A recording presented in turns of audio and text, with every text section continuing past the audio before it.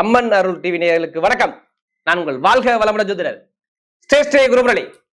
என்றும் குருவழியில் குரு நேசிப்பும் குருவை போற்று அன்பார்ந்த குருவாரிசு அன்பர்களே, இன்றைக்கு பார்க்கக்கூடிய பலன் ஜூன் மாத பலன். அம்மன் அருள் டிவியில பயங்கரமான ஒரு பலன்.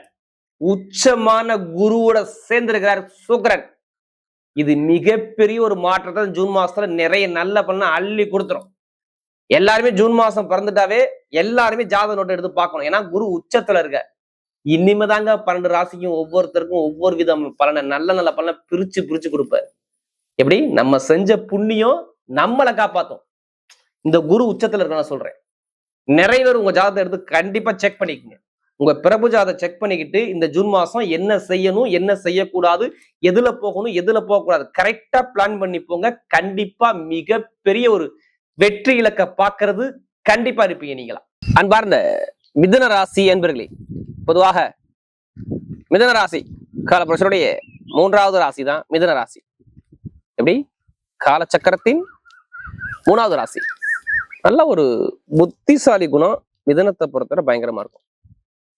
எப்படி பயங்கரமான புத்திசாலி குணம்.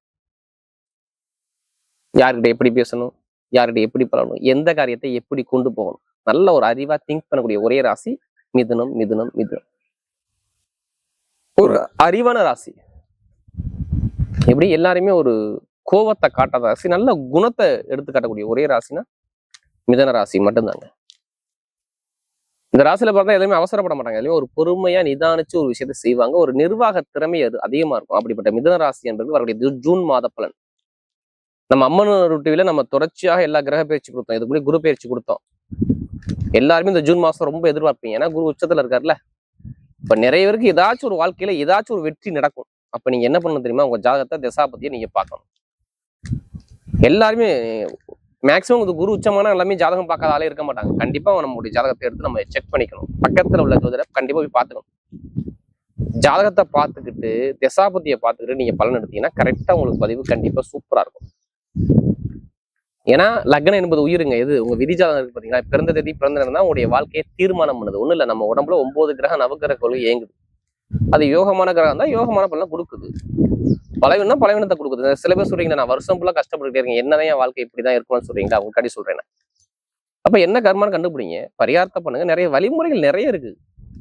ஜோதிடத்துல நிறைய வழிமுறைகள் இருக்கு. அதனால ஒரு பொது பலனை மட்டும் நீங்க பாருங்க. உங்க ஜாதகத்தை பார்த்துக்கிட்டு நீங்க பலனுங்க. கரெக்டான ஒரு பதிவு கண்டிப்பா வரும். இப்ப பாருங்க, கிரகமே பார்க்கும்போது ஒரு ராசியிலே புதன் இருக்காரு. 2ஆம் இடத்துல குருவும் சுக்கிரனும் சேர்ந்து இருக்குது. அடுத்து பாருங்க 3ஆம் இடத்துல கேது பகவான்.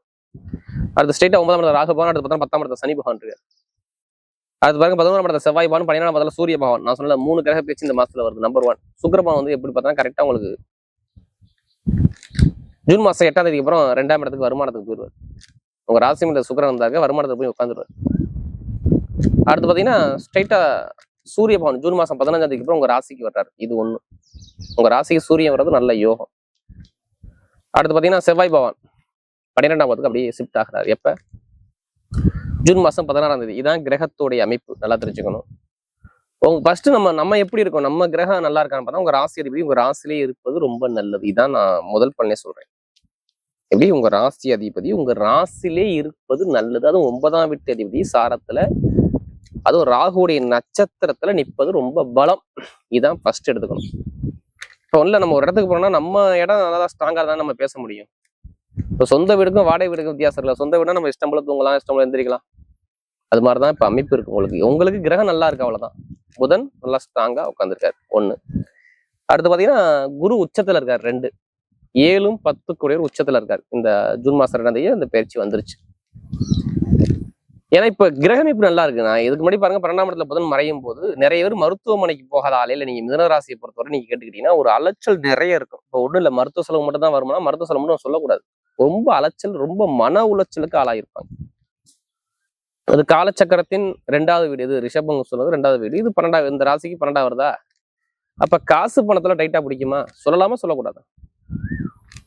ஆமா, கேட்ட சொல்லுவாங்க. ஆமா, பொருளாதார பிரச்சனை, வருமான பிரச்சனை எனக்கு ரொம்ப அதிகமா இருக்கு, என்னால சமாளிக்க முடியல அப்படிங்கிற ஒரு குழப்பத்துக்கு போயிருப்பாங்க மிதுன ராசிக்காரங்க. ஏன்னா இருந்திருக்கும்.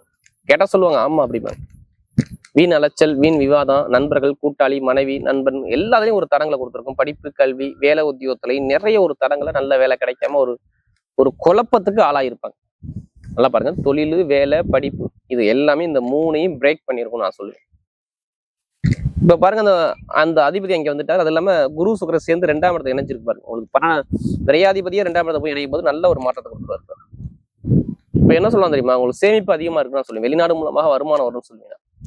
ஒண்ணு இல்ல, வெளிநாட்டுல வேலை பாக்குறீங்க, வேலை உத்தியோகம் பாக்குறீங்கன்னா அது மூலமாக நல்ல வருமானங்கள் நிறைய கிடைக்கும் பாருங்க. ஏன்னா உங்களுக்கு வேலை உத்தியோக அதிபதி 6ஆம் வீட்டு அதிபதி நல்லா தெரிஞ்சுக்கணும். எப்படி 6ஆம் வீட்டு அதிபதி யாருன்னா இந்த செவ்வாய் வர்றாரு. இந்த செவ்வாய் பாருங்க 12ஆம் இடத்துக்கு எப்ப ஷிஃப்ட் ஆகுறதுக்குன்னா ஜூன் மாசம் 16. அப்ப வெளிநாட்டுல இருந்து நேரா அவர் 6ஆம் இடத்த சொந்த வீட்டை பார்த்துருவார். இங்க விருச்சகத்தை பார்ப்பாரு, விருச்சகத்தை அவரும் பார்ப்பாரு, குருவும் பார்க்கும். நல்லா தெரிஞ்சுக்கணும். அப்ப நிறைய வெளிநாடு வெளியூர்ல வேலை பார்க்குற அனைவருக்குமே நல்ல ப்ரொமோஷன், வேலை உத்தியத்துல ஒரு தடங்கள் இல்லாம நல்ல ஒரு அனுகூலத்தை நீங்க பார்க்கணும். அவர் பார்வைக்கு நான் பலன்னு சொல்றேன். ஆனா அது ஜாதகத்துல நல்லா இருந்தா கண்டிப்பா நடக்கும், இல்லை நடக்காது. வெளிநாட்டுல வேற கண்ட்ரி விட்டு கண்டி மாறணும், வேலை உத்தியில மாறணும், கண்டிப்பா மாறலாம். அரசாங்க வேலை 100% நான் சொல்றது ஜூன் மாசம் 15ஆம் தேதிக்கு அப்புறம் நீங்க எந்த எக்ஸாம் எழுதினாலும் சரி உங்க பக்கம் ரிசல்ட் இருக்கும். அரசியல், அரசாங்கம் ரெண்டுமே நல்ல ஒரு அமைப்புல கண்டிப்பா நல்ல பேர் அந்தஸ்துக்கு வரும், தேடி வரும். நீங்க எதிர்பார்க்க வேணாம், நல்ல ஒரு மாற்றம் கண்டிப்பா உண்டு. அதே மாதிரி இடம் வாங்குறது, வீடு வாங்குறது கண்டிப்பா நீங்க பண்ணிருக்கணும். வீட்டுல நல்ல காரியம் நடந்திருக்கணும். அந்த பிளான் போயிருக்கும். இப்ப கண்டிப்பா விற்க முடியாத இடத்த விற்கலாம் மிதுனத்தை பொறுத்தவரை. ஏன்னா ராசியில புதன் இருக்காரு. ஆனா உங்க ஜாதகத்துல அந்த கிரகம் நல்லா இருக்காது. நல்லா பாருங்க, நீங்க ஜாதகத்தை பார்க்காம இடத்த விற்கணும் அலையக்கூடாது. உங்க ஜாதகம் இடம் விற்கக்கூடிய யோககரமான கிரகம் வந்திருக்கான்னு பார்த்துக்கணும். இப்ப தாத்தா சொத்து, அப்பா சொத்து எல்லாமே கிடைக்கணும். சூரியன் வந்தாரு, அப்பனா சூரியன் தானே உங்க ராசிக்கு வர்றாரு. அப்ப கிடைக்குமா கிடைக்காதா? கிடைக்கணும்ல, கண்டிப்பா மூவ் பண்ணா கண்டிப்பா நிச்சயமா இருக்கும். அடுத்து பாருங்க, கடன் சுமை எல்லாம் கொஞ்சம் குறையும், பொருளாதார வருமானம் நல்லா இருக்கும். அதிகமா இடம், நகை நிறைய சேமிப்பு பண்ணக்கூடிய அமைப்புகள் நிறைய வரலாம். திருமண வாழ்க்கையில எந்த ஒரு தடங்களும் வராது. கணவனுக்குள்ள நிறைய மன வருத்தங்கள் நீங்கி நல்லா நிம்மதியா வாழக்கூடிய அமைப்பு கண்டிப்பா இந்த ராசியை பொறுத்தவரை மிதுன ராசி செம்மையா இருக்கும். ஏன்னா புதனே 7ஆம் இடத்தை பாக்குறாரு. அடுத்து 5ஆம் வீட்டு காதல் எண்ணத்தை கொடுக்கக்கூடிய அதிபதி சுக்கிர பகவானும் குரு பகவானும் சேர்ந்து ஒன்னா இருக்கிறாங்க. அப்ப கண்டிப்பா திருமணத்தை எந்த தடையும் இருக்காது. தொழிலில் நல்ல ஒரு மாற்றம் வரும். அதே மாதிரி நிறைய பேருக்கு உங்க சகோதர சகோதரி உறவுகள், குடும்ப ஒற்றுமைகள் நிறைய இந்த ஜூன் மாசத்துல அதிகமா இருக்கு. பாத்து பெண்களுக்கு மிகப்பெரிய வெற்றி கொடுத்துருவாங்க. மெயின் அந்த ஐடிஎஃப் வேலை பார்க்குறவங்க, நெருப்பு சார்ந்த வேலை, இரும்பு சார்ந்த வேலை, ஷேர் மார்க்கெட்டிங், டீச்சிங் லைன், இந்த லைனை பாருங்க. அறிவு தூண்டக்கூடிய எல்லா வேலையும் நல்ல ஒரு அமைப்புல கண்டிப்பா வேலை செய்யும். பெண்களுக்கு நல்ல ஒரு வெற்றியை கொடுத்துருவாரு.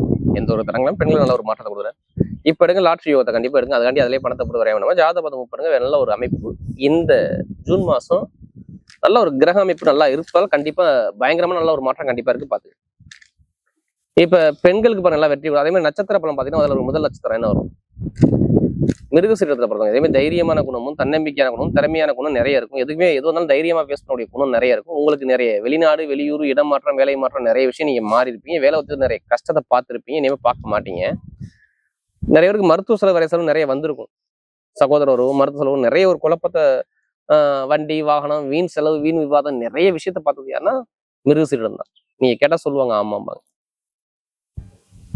இனிமே அந்த மாற்றங்கள் இருக்காது. நல்ல ஒரு அமைப்பு வரும். இடம் வாங்குறதோ, வீடு கட்டுறதோ, வண்டி வாங்குறதோ, வெளிநாடு போறதோ, வெளியூர் போறதோ நல்ல ஒரு மாற்றம் கண்டிப்பா போகலாம். கணவன் ஒற்றுமை, உத்தியோகத்துல உயர் பதவி எல்லாமே சூப்பரா இருக்கும். கட்டிடத்துறை, கலைத்துறை எல்லாமே நல்லா இருக்கும். அடுத்து திருவாதிரை பயங்கரமா பிரம்மாண்டமா யோசிப்பாங்க. இவங்கள மாதிரி யாரும் யோசிக்க முடியாது. பயங்கரமா கற்பனை நிறைய மனசுல ஓடிட்டே இருக்கும். உங்களுடைய கற்பனை எல்லாமே நிஜமாகாது பாருங்க. மெயினா நிர்வாக பொறுப்புல பார்க்கக்கூடிய வேலை உத்தியத்துல உயர் பதவியை பார்க்கறது, ப்ரமோஷன் வாங்குறது, இடம் வாங்குறது, வீடு வாங்குறது, வண்டி வாங்குறது, படிப்புகளில் ஒரு மாற்றம் பார்க்கறது, தொழில ஒரு உயர்ந்த பதவிக்கு போகக்கூடிய அமைப்புகள் எல்லாமே பக்கா வேலை செய்யும். நல்ல ஒரு அமைப்புல கண்டிப்பா திருவாதிரையில பிறந்தவங்க நல்ல ஒரு அமைப்பு இருக்கு. எது வந்தாலும் பேசக்கூடிய தைரியம் கண்டிப்பா ஒரு கொஞ்சம் வருமானத்தை மட்டும், கொஞ்சம் பொருளாதாரம் மட்டும் ரொம்ப நெருக்கடியா இருக்கீங்க. காசு பணம் சேமிப்பே இல்லை. ஆனா இனிமேல் கொஞ்சம் இந்த குரு 2ஆம் இடத்துல நல்ல ஒரு மாற்றம் கண்டிப்பா வேலை செய்யும். பார்த்து அடுத்து புனர்பூச நட்சத்திரம். ஒரு பொறுமையான குணம், அமைதியான குணம், அனுசரிச்சு குணம், தன்மையான குணம், ஒழுக்கமான குணம் நிறைய இருக்கும். நீங்க கவலைப்படாதீங்க. புனர்பூச நட்சத்திரம் இனிமேல் நல்ல ஒரு லைஃப்ல செட்டில் ஆகக்கூடிய அமைப்பு கண்டிப்பா வரும். குரு சுக்கிரன் நினைவுல இருக்கு பாருங்க. ஒரு 2ஆம் இடத்துல இப்போ நகை வாங்குறது, இடம் வாங்குறது, பூமி வாங்குறது, வண்டி வாங்குறது, வாகனம் வாங்குறது, ஆசிரியர் வேலை பார்க்குறவங்க, கமிஷன் வியாபாரம் பண்றவங்க எல்லாத்துக்கும் நல்ல ஒரு மாற்றம் இருக்கும். தொழில ஒரு நல்ல ஒரு வெற்றிகள் எல்லாமே தேடி வருது. நான் புனர்பூசத்துக்கு எந்த ஒரு கெட்டதும் சொல்ல மாட்டேன். ஏன்னா இதுக்கு கூட ரொம்ப கஷ்டப்படாங்க. இனிமேல் கஷ்டப்பட மாட்டாங்க. ஏன்னா நமக்கு அதிக ஜாதகம் வருது புனர்பூச நட்சத்திரம் தான். தயவு செய்து அம்மன் எல்லாரும் இந்த வீடியோ பார்க்குறோம். கண்டிப்பா உங்க ஜாதகத்தை செக் பண்ணிட்டு இந்த மாத பலன் பாருங்க. எல்லாமே சூப்பரா இருக்கும். அவருடைய ஜூன் மாத பலன் மிதுன ராசியை பொறுத்தவரை மிகப்பெரிய வெற்றியுள்ள மாதமாகவே அமைகிறது.